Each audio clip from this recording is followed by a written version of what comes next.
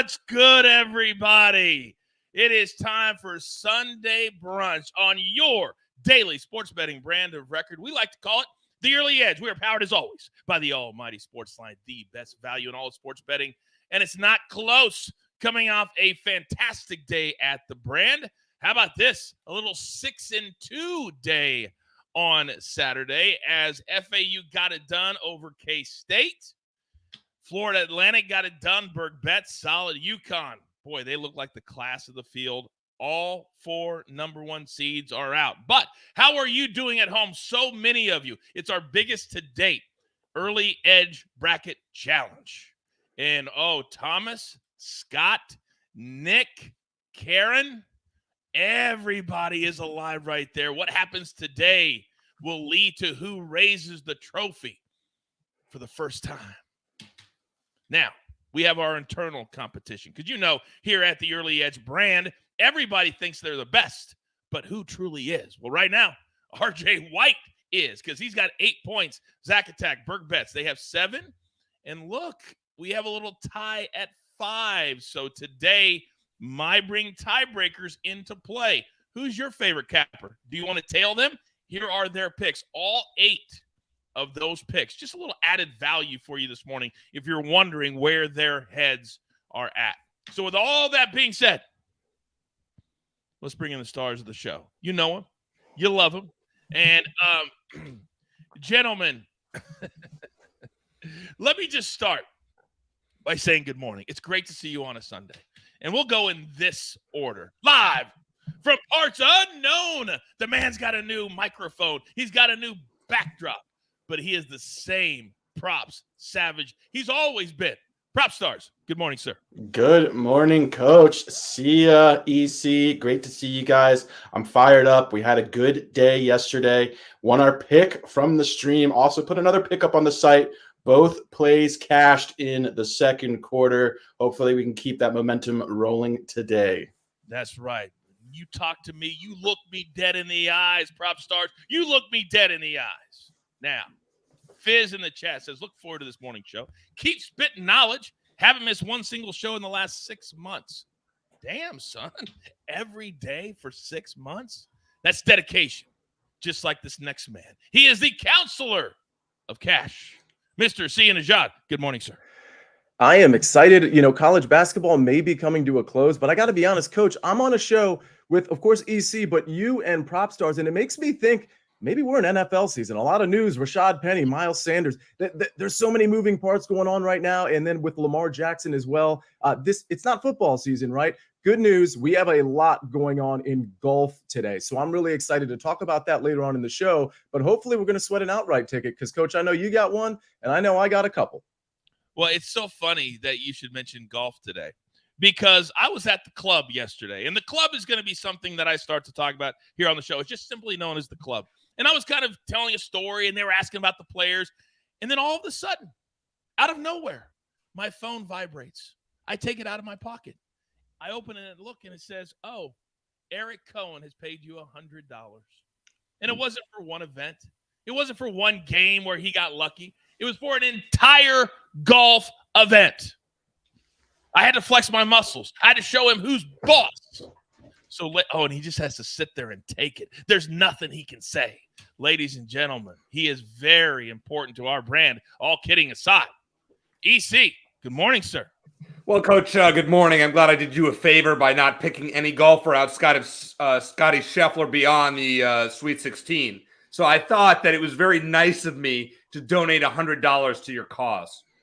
Well, Ches24 says, I'm 100%. Whatever EC is picking, I'm betting the other way. Oh, Ches, you finally arrived. Now, wait a second. If you had done that on Friday, you'd be bankrupt. Because I swept the board on Friday. I went 1-0 on the show, and I gave out plays on my Twitter, and they went 3-0. And you would have been. What idea was it for you to give those plays out on Twitter? It was yours. Yours? Oh, yours? Oh, mine. It was. Mine. Yes. All right, let's get into it. Storylines could affect the betting lines. We have no time to waste. They're literally teeing off right now. The Final Four. So, EC, we'll start with you. And we have Scotty taking on Sam Burns. we have Rory taking on Cam Young for the first time in the history of this event. And maybe because it's coming to an end, it's kind of ironic. But all 4 Final Four golfers are 5-0-0. Not even a tie. But what do we do from a betting perspective? Because right now, they're on course. But we still have some potential value out there. Talking. Well, Coach, I have an outright ticket on Scottie Scheffler, as do you. And I was wondering from you and Sia, is it smart if he were to beat Sam Burns in the first round and were to play, let's say, Rory McIlroy in the finals, is it smart to cash out? And if so, what percentage of the of your final bet, what you would win if Scheffler won, what percentage is worth the cash out in advance of the Rory match? Well, I'll take it first, then I'll let Sia go. The answer is no, because the juice is so high, it's not worth the squeeze. So whatever you've laid, it's only, you got plus 800, plus 900. There's not enough there for you to hedge that bet. Or if you take it out early, you're going to talk about half, maybe 40%. I wouldn't touch it and just roll with Scottie Scheffler. Sia? Yeah, I agree. And just hedging in general is always one, when you're looking at plus 800, it'd be different, I think, if you had a golfer, let's say at the Sam Burns range or the Cameron Young range, which many of you have, right? Because we talked about it on the early wedge. That was 2 of my 3 outrights. I had 2 additional long shots, but I had 3 primary outrights, and 2 of the 3 are right there. But with Scottie being 8 or 9 to 1, the one thing you could do, Eric in EC, I don't never call you Eric. I don't know why I'm calling you. That's so weird. You asked me a question like I'm your mentor, so I'm going to address you as Eric. But here's the thing. I think live betting this, I think there might be an opportunity there, and I'm not exactly sure when the opportunity is going to arise, but I think you'll be able to see if they both make it to the finals, maybe after the first couple of holes, who's really striping it, who isn't, who's maybe getting a little bit unlucky, or maybe who's getting lucky with just getting like favorable bounces. And maybe because of that, maybe you'll see the odds change a little bit depending on what the score is, and then maybe that's an opportunity to live bet it at a better number. But pre-flop, it's going to be hard because I would imagine, I'm guessing, if this happens, it would be Scottie maybe minus 115 to Rory's minus 105, something to that effect. And it would just be really hard to hedge that and really get some value out of the hedge. Yeah, now, it really would be. Go ahead, EC. Would it be different if Cam Young is in the finals, who is probably getting plus 125 against Scottie, if not more juice? You don't think so? You wouldn't change your opinion? It's the same thing. 150, 125 at this point is the same thing to me. I'm not sure it would be plus 125, to be honest, because he's playing so well. I think it would be like minus 120, plus 100, minus 125, plus 105, something like that. Yeah, I agree. Gentlemen, Appreciate it. Well done. The other part of this is you got to look at Scottie Scheffler's record in this thing. And it is like 16-2-2. So you're betting on a guy that is dominant. And so that's the other part that people forget about. Oh, I want to hedge my bet. This guy's dominant. And if he loses, that's a surprise.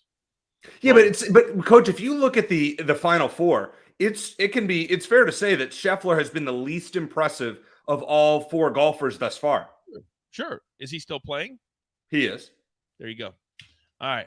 I think we covered both storylines there. Unless you have something else there, Sia, for yours. No, just that we're sweating 3 out of 4 from the early wedge. We've got 3 out of the 4 outrights. The only one that could really give us a problem is Rory McIlroy. But, Coach, you have Scottie Scheffler. I have Sam Burns and Cameron Young. And so I'm really hoping we get a situation where we get, let's say, Scottie versus Cam Young, and we know we have a cash ticket there from the early wedge. That would be pretty amazing. Well, I mean, yes, it would be. See, except at the last minute on Wednesday morning, I said to myself, who's the other person that's been playing great? Oh, Rory. So I actually have a winning ticket personally on him. So if Scheffler and Rory make it to the finals, and I never lie. See, well, you talked him up on the early wedge as well. You did like Rory this week, so that's not a surprise to me at all. Thank you very much. Early wedge is killing it. Tuesday, 3 p.m. Eastern. Come on, it's so good. Join us live or on demand. And once in a while, we let EC on the show too. We really do.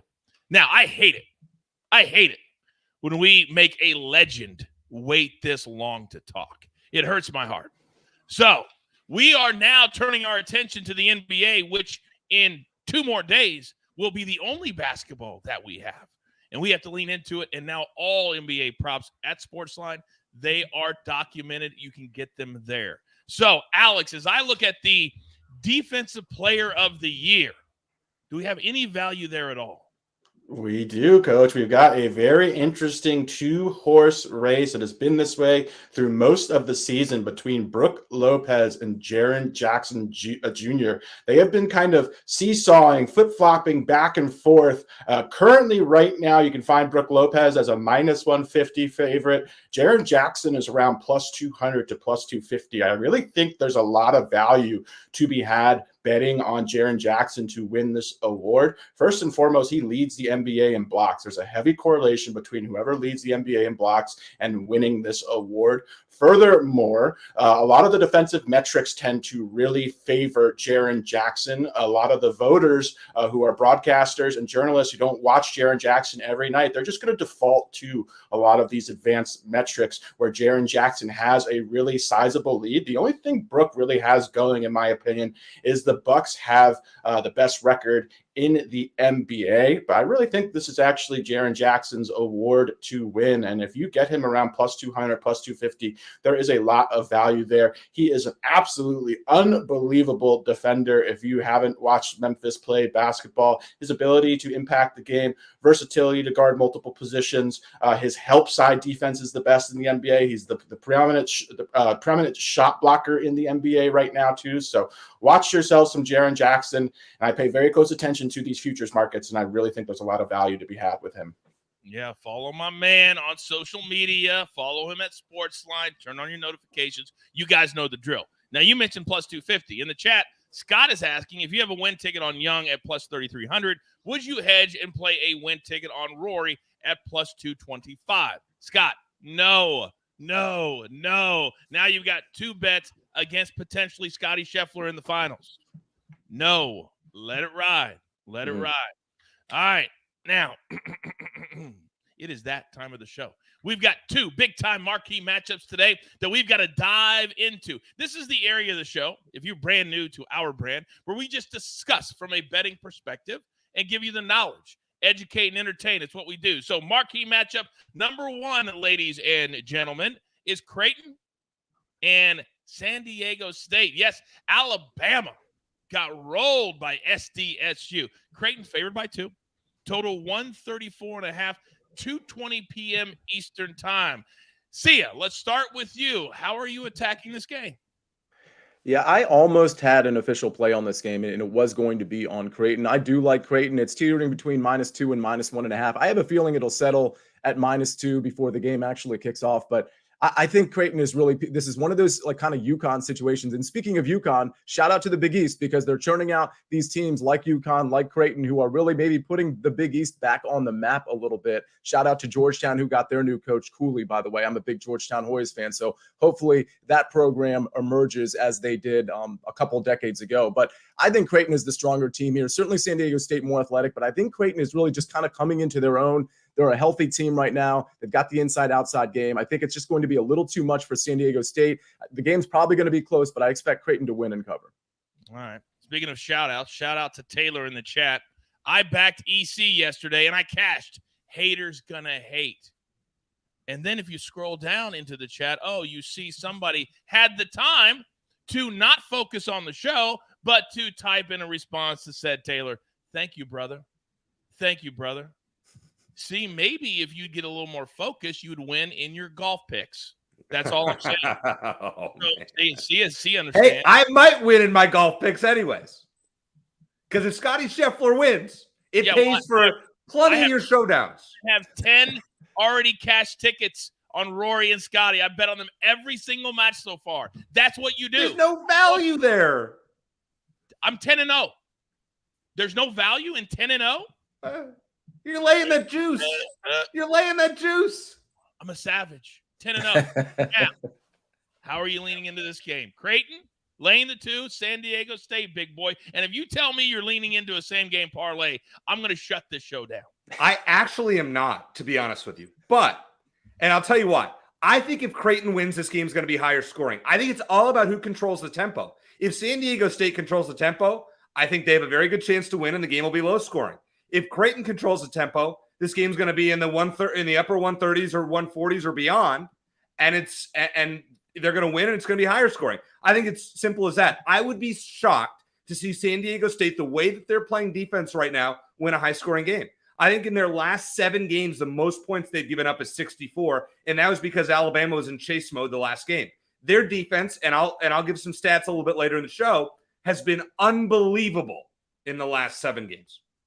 All right. Very good. Very good analysis. By the way, Berg Betts is in the chat live. You have any questions for him? Go ahead and put them in there. He will answer them in real time. And he says, we need an EC and coach pay-per-view wrestling match. No, people don't pay for squash matches. Nobody wants a squash match. They want competitive. All right, marquee matchup number 2. Later today at 5:05 exactly. This one's going to be an absolute banger. Man, Miami's played really good. Texas, the highest seeded team left in the tournament. Say that out loud for me one time. There's never been a year where a number 1 seed has not made it this far.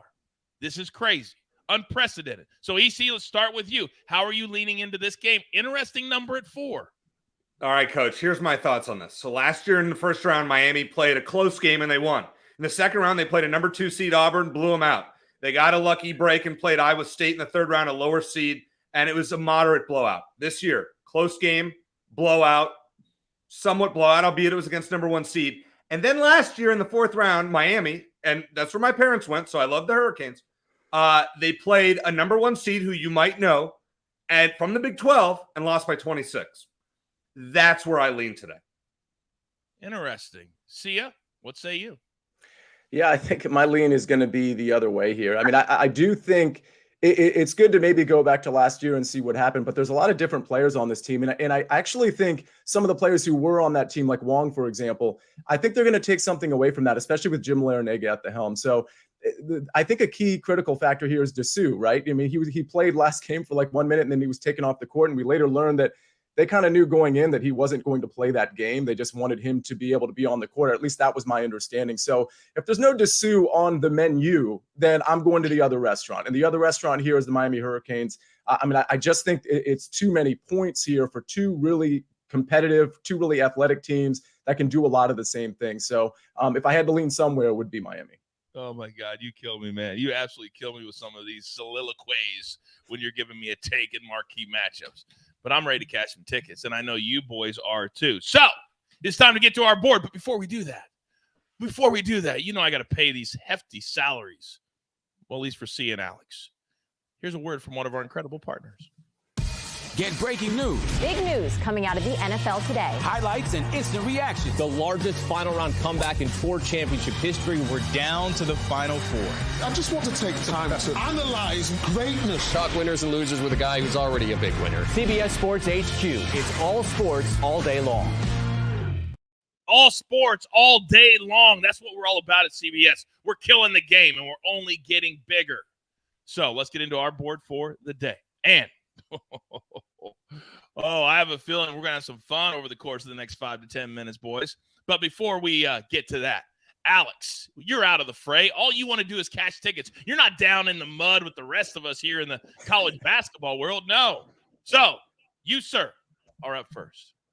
Thank you, Coach. We are going to the hardwood. NBA, DeRozan put this out on the site about an hour and a half ago. Over 22.5 points. DeRozan had missed the last game and a half, but he is back in the lineup. Full systems go for a Bulls team who are currently the 10th seed in the East. They are fighting for their playoff lives against a Lakers team. DeMar will be returning to his hometown of Los Angeles, where he has played very well throughout the course of his career. This line is severely discounted at 22.5 compared to his season average of 25 points per game. So I love this spot for DeMar DeRozan. I'd also play it up to 23.5 going against his hometown team in the Los Angeles Lakers. Let's go, DeMar. That's the key point. I'm glad you added that to the end. When they play at Staples Center and DeMar comes home and he gets the 50 to 100 tickets he always has to get, he's amped up. He wants to show out. Next level handicapping right now, ladies and gentlemen. The best props bettor in America sitting on your screen right now. It's not close. Thank you. Now, Coach. You're welcome, Alex. Now, let's get back to my 2 in the bottom screens right now. And I'm going to let Sia Nejad go first because you only have one single solitary pick this morning. And you, sir, need to explain yourself. You're up. Yeah, and I'll tell you, the only reason I have only one is because with WGC match play, we really only had 2 matches to bet on. So that's something to consider. Normally on a Sunday, I'm going to have some golf matchups too, but because of the setup of the WGC, I didn't want to force a bet. I'll tell you, I kind of like both dogs just from a value standpoint, but we'll see where it lies. And for the record, I may have a bet to tweet out once we get to the final one if I like a number. I'm certainly not going to force it. What I am going to force is Miami +4. I really think this is a good spot for Miami. I think this line should be like +1.5, +2, especially if DeSue's not going to play for Texas, which I'm anticipating that he doesn't play. And to the extent he's on the floor, I think he'll be largely ineffective with that foot injury. Miami's great on the boards. They're great on defense. They're pretty much as athletic as Texas. And I think they've really got great poise. This is a team, when we talked about marquee matchups just a couple of days ago, I liked Miami because I like how they're coached. Jim Larrañaga is going to be able to draw from his experience, not just last year, but with that George Mason team. George Mason, not just one of the founding fathers, that's actually a university. And in 2006, Jim Larrañaga brought that small school, or at least small basketball school, to prominence, to the Final Four. It's just the type of coach to not only get past Texas, but to be able to game plan past a Texas team that doesn't have DeSue. Last game when DeSue was out, there really wasn't any game plan to go against him because the conventional wisdom was that he was going to play. Here, now Larrañaga knows he's probably not going to play. He's probably going to be ineffective. They have the team to beat Texas with or without him, but now they get the opportunity to coach and game plan without him. I like the spot. I like the points. I think Miami could win outright. In fact, I think it's likely. They absolutely can win outright. Quick chat question. Dylan, Miami team total under 72.5, Sia.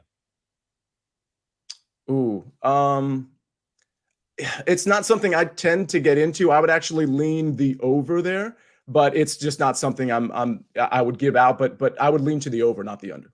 Okay. Very, very good.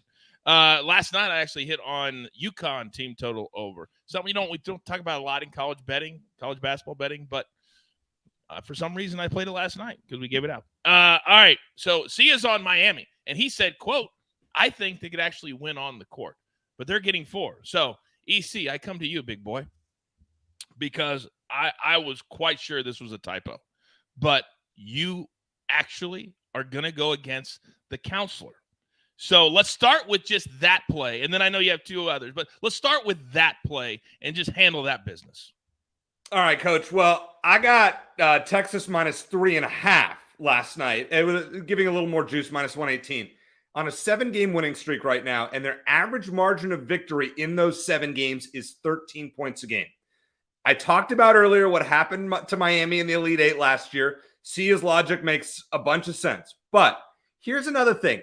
Battle-tested teams. Listen, I know what Miami did against Houston last game, and it was great. During the regular season, Miami only faced 4 teams that were ranked at the time they played. Texas faced 15. I think Miami has it coming for them today. Listen, I hope the Hurricanes win. I do.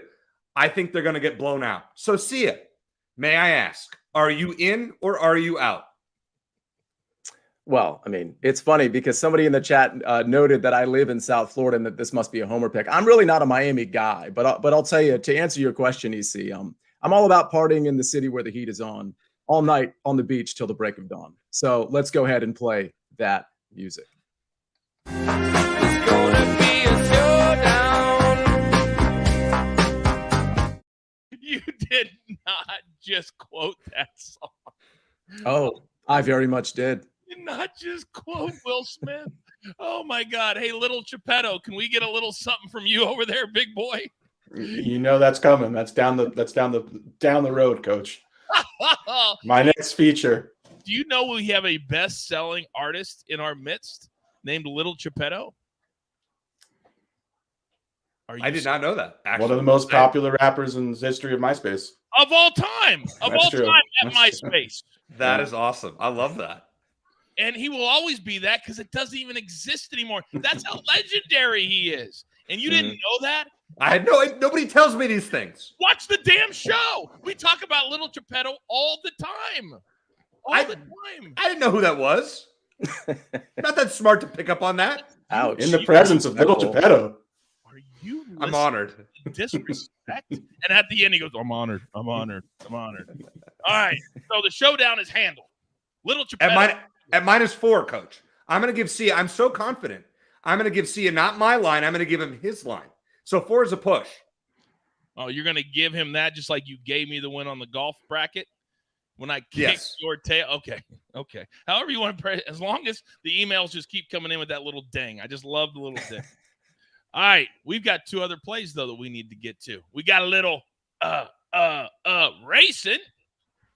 Talk to me, EC. However you want to do it. You can do your either play. Go. It's your turn. Go ahead. Let's stick with college basketball. I'm rolling with the under 135, Creighton, San Diego State. In their last 7 games, San Diego State has given up 61 or less 6 times, and they've done that in 10 of their last 14. The last 4 teams that they faced in the tournament have ranked 7th, 12th, 16th, and 33rd nationally in scoring. They've held those teams to 64, 52, 57, and 57. They're giving up 63.1 points a game on the season and 57.7 points a game in the tournament. Their defense has been elite. Last year, these 2 teams played in the first round, and it was 62-62 going to overtime. Now, let's hope that doesn't happen again as far as the overtime goes, but I think we're going to see a game played in the lower 60s.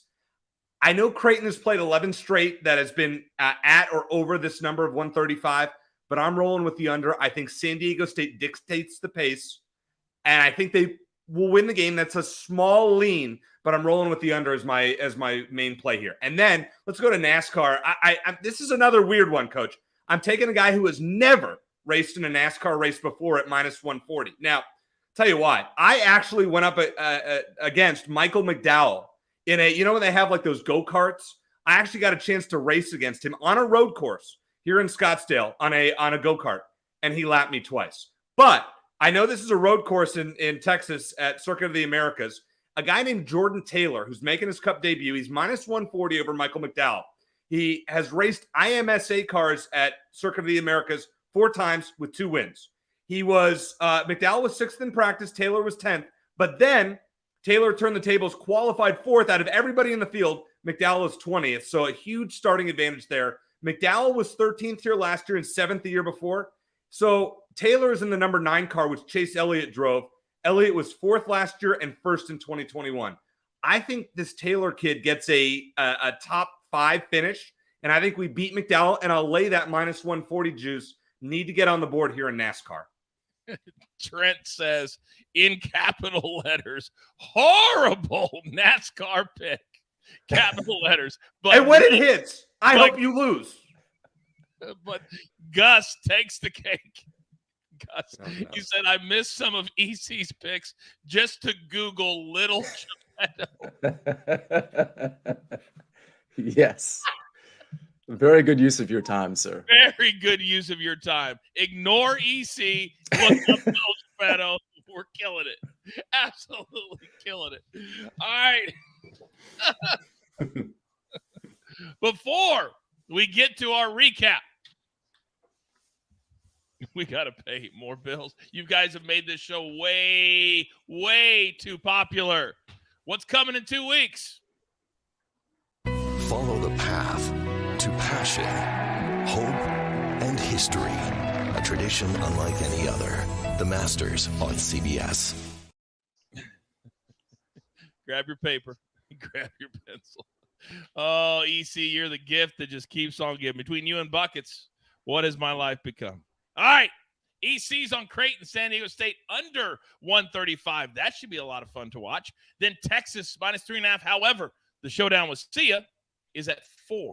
Then Jordan Taylor, his NASCAR debut, and we're going to lay ducats on him. Let's do it over Michael McDowell minus 140. Then Sia, very simple today. One play, Miami plus the 4. Then PropStarz. We got at 3:30 p.m. Eastern. It's not a night game. Everything's afternoon.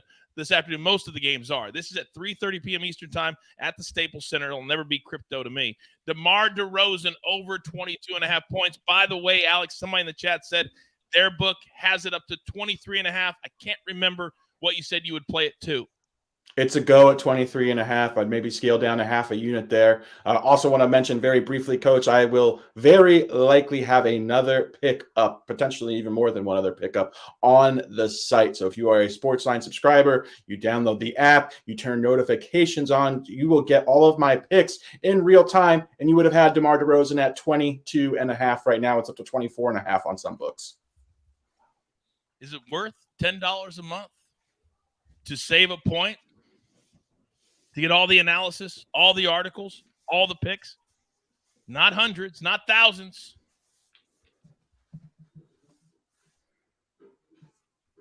Thank you very much. Sia, thank you.